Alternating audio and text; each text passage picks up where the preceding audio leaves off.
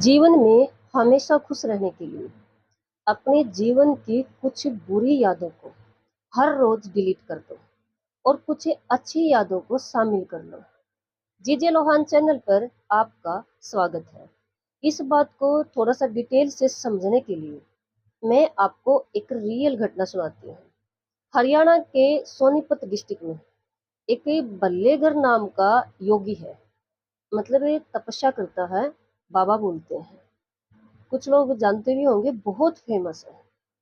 वो जहाँ भी किसी फंक्शन में जाते हैं या प्रवचन देने के लिए जाते हैं, कहीं पर भी जाते हैं, हमेशा ही अपने एक शिष्यों की मंडली के साथ जाते हैं। एक दिन वो सुबह उठे, पता नहीं उनके मन में क्या चल रहा था। उन्होंने अपने सभी शिष्यों को कहा कि आज मैं खुद भीख मांग कर लेकर आऊंगा। सभी शिष्य चौंक गए कि महाराज, आप भीख क्यों मांगोगे? हम इतने शिष्य जो हैं। भल्लेगर महाराज ने कहा कि नहीं, आज मेरा मन है और मैं अकेला ही जाऊंगा।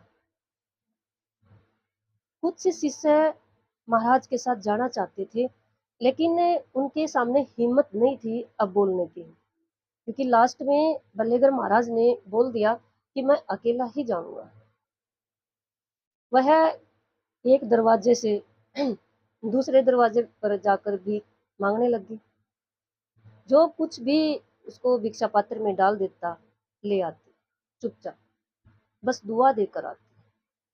वहां आसपास मोस्टली भल्लेगर महाराज को सभी जानते थे। सभी ने बहुत ही अच्छा भिक्षा उनको दिया और बहुत ही आदर मान सम्मान किया। लेकिन एक घर में एक व्यक्ति शराब पीकर अपने घर वालों से झगड़ रहा था। जैसे ही भल्लेगर महाराज ने उनके घर का दरवाजा खटखटाया, तो वह व्यक्ति महाराज पर ही बरस पड़े। बहुत ज्यादा खरी खोटी सुनाने लग गए। आसपास के पड़ोस के जो व्यक्ति थे, उनको सबको पता था कि भल्लेगर महाराज बहुत ही पावरफुल योगी हैं। कहीं कुछ गुस्से में इनको श्राप वगैरह कुछ ऐसी बात ना कहे थे, लेकिन महाराज ने कुछ नहीं कहा। उनकी बीवी ने उनको 2 रोटी, जो भी घर में सब्जी वगैरह थी, उसके साथ दे दी। वो लेकर वहां से चले गए। शाम के टाइम पर एक वृद्ध व्यक्ति से उनके पड़ोस में जो रहता था, उससे रहा नहीं गया। वह उस व्यक्ति के पास जाते हैं जब तक उनकी शराब उतर चुकी होती है। वह वृद्ध व्यक्ति उस व्यक्ति को कहता है कि आपने सुबह एक ऐसे महात्मा का अपमान कर दिया, शायद ही आपको माफी मिले। उसने पूछा, क्या बोल रहे हैं? उसने कहा, हाँ। उसने कहा, मुझे याद है कि एक ये बाबा योगी मांगने आया था, इनको मांगने का ज्यादा शौक चढ़ गया। ये कमा कर भी खा सकते हैं, लेकिन वो भल्लेगर महाराज नहीं हो सकते।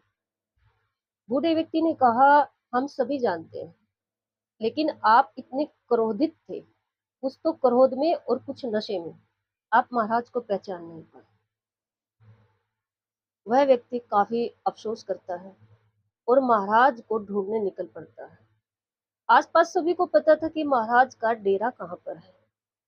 वह वहीं पर पहुंच जाता है और भल्लेगर के महाराज के चरणों में गिरकर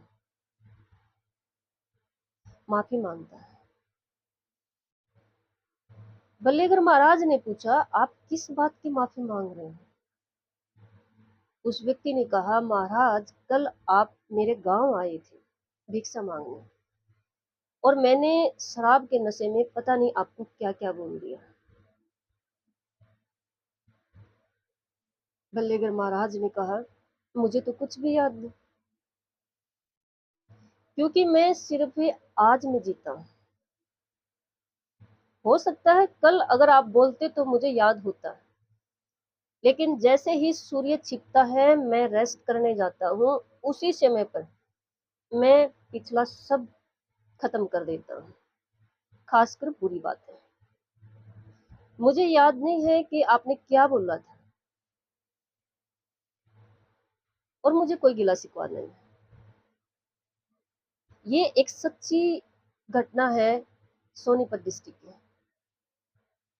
बहुत ही फेमस है क्योंकि आसपास के गांव के लोगों को इस बात का पता चल गया था। वहाँ मोस्टली सबको पता है इस बात का।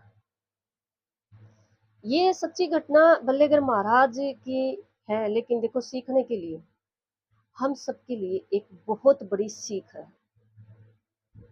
हम क्या करते हैं, अच्छी बातें हम भूल जाते हैं, लेकिन बुरी बातें हम भूल ही नहीं पाते हैं।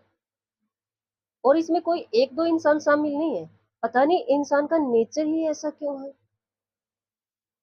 लेकिन भल्लेगर महाराज भी तो देखा जाए एक इंसान ही है, लेकिन वो तपस्या करते हैं, योग करते हैं और इस बात को रिपीट करते हैं हर रोज डेली कि मैं कुछ बुरा भूल जाऊं, याद रहे तो कुछ अच्छा याद रहे।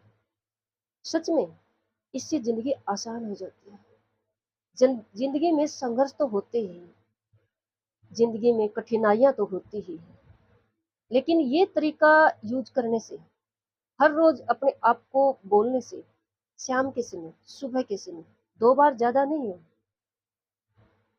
कि मैं बुरा भूल जाऊं और याद रखूं तो अच्छा याद रखूं, मुझे याद आए तो अच्छे पल याद आए, बुरे पल मेरी मेमोरी से डिलीट हो जाए। अगर हम ऐसा अपने आप को याद दिलाते रहें, याद करते रहें, बोलते रहें, तो सब कुछ ही वाइब्रेशन का ही तो है। ये वाइब्रेशन भी हमारे यूनिवर्स के पास जरूर जाएगी और हमें इस बात का फायदा जरूर होगा, जिंदगी आसान हो जाएगी।